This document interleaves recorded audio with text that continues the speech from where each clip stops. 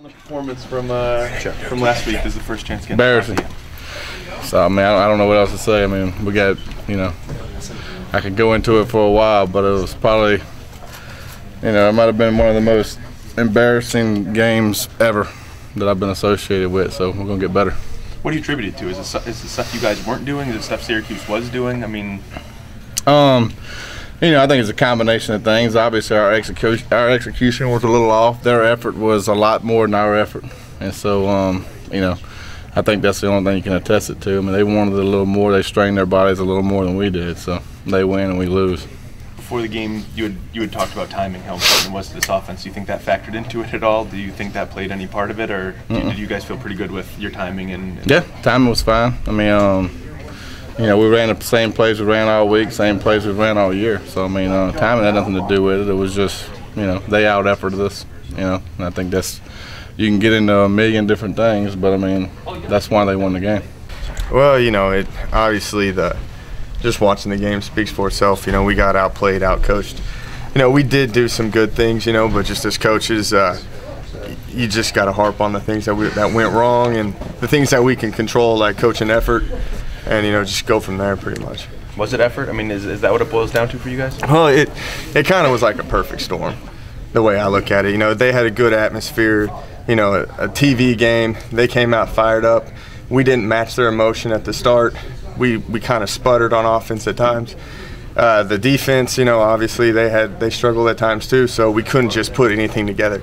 Once we put up like a good drive, they had a good kickoff return. They answered pretty quickly, so we could never just get that momentum going.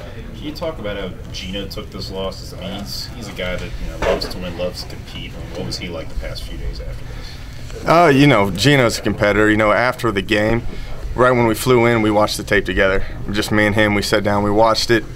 Then he came in the next day and we watched it again, and then we watched it again on Sunday together. So he probably has watched it about 8-9 times, and he's a competitor. Who likes to lose anyways. Is that healthy? Watching the game 8 or 9 times, and after the 8th or 9th, are you still learning things at that point, or are you just beating yourself up? No, you can always learn more things. We basically went through like, hey, what could we have done different in this situation? They came out and did something that we weren't really expecting. There's only so much you can pretty much prepare for in the short amount of time. And, and I think in the first, 25 plays, they had, 21 different blitzes. And that's just pretty much unheard of to actually get those looks in. They did a great job scheming us, and, they had a good plan. But, it was a good learning experience. Now we can go in there. If teams give us this look, this is what we're looking for, and it's mainly just playing football and being smart and just playing within our system. In terms of a bounce-back kind of attitude? They've had a great attitude. We were able to get in here on Sunday and make some corrections, just kind of challenge them and, watch the film, and, we tried to put that to bed, so they came back, and a lot of the kids watched film on their own yesterday, and today they came out with a really good attitude, so hopefully we can continue to build on that and learn from our mistakes. It's the middle of the season, so right now is where we hope to hit our stride. How tough was it to watch that film? Because obviously nothing went right. Well, it was tough. It was definitely tough for us as coaches to watch it on the way back on the travel trip back, and then the kids had to watch it. And I think a lot of them stayed up late and watched it again that night. So it was tough to watch it, but unfortunately that's how you learn. You have to make mistakes and then you grow from them. So if we learn from those mistakes and we get better from them, it's definitely beneficial. So we'll be able to see on Saturday. Dana said that at times he's pulled away from the running game, early. Would you like to see him stick with it a little more, or run it a little bit more?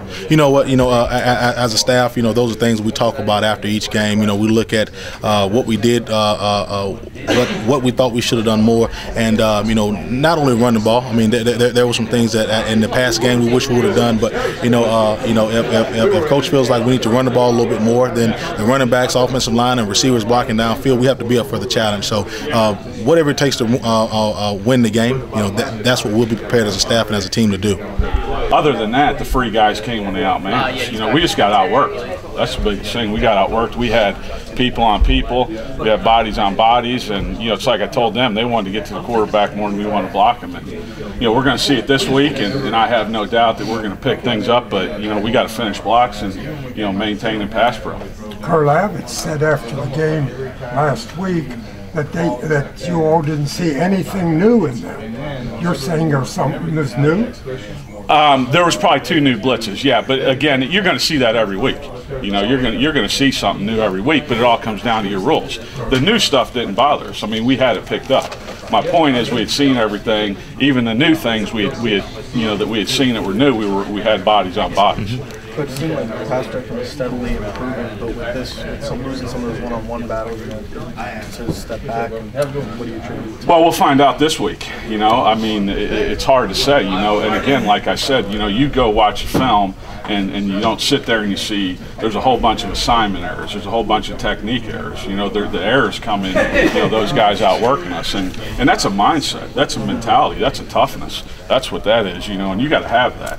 You know, and I got to help develop that as well, you know, and get out of them more than what they gave last week. So, you know, and we're facing a situation where, you know, we didn't play as well as we should have, and we'll see how we respond. Well, doesn't it would seem like assignments are easier to correct because, like you said, it's a mentality in terms of assignment technique is the easiest thing to correct for me, you know, so, you know, and we'll, obviously we got to improve on that. That's never going to be where you want it, you know, but we've got to improve on that, and, you know, again, we've got to have a mentality and a mindset that we're going to protect the quarterback, and the thing that happens when you get 5, 6, 7 guys blitzing is it puts you in one-on-one matchups. They, you know, they move him around, and it makes it tough to know where he is all the time.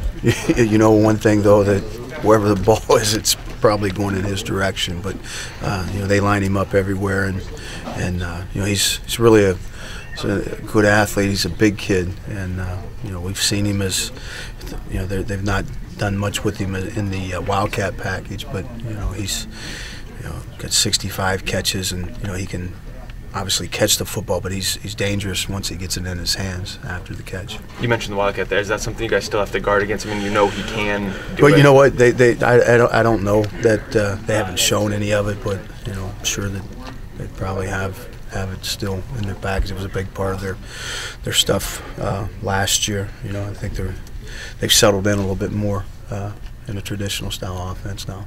You can't be too worried about any of that Wildcat stuff. You guys have done no, pretty I'm not, well. You guys are putting words in my mind. Yeah. I just said they've used him as in the Wildcat in the past. That's how we've seen it. So, right. You know, I mean, that's just. But you guys have done well against that. When they've done that in the past, you guys have done pretty well. I mean, I don't. You know, he's a good football player. That's the bottom line. And you know, they get him the ball in a bunch of different ways. I think the third straight year they've replaced their quarterback with a true freshman mid-season. What's this one do to the other ones maybe haven't? Well, you know, we're just starting to see him. He's, you know, he's a big kid. He's 6'2", 220. You know, and he's, you know, I think he's getting more and more. It's tough, you know, tough on new kids that come in, especially at that position. So, you know, he's getting used to what they want him to do, but he's not making mistakes, you know. He looks out there, he's got some able-bodied receivers to throw it to. They got some big kids that can run in their receiving court.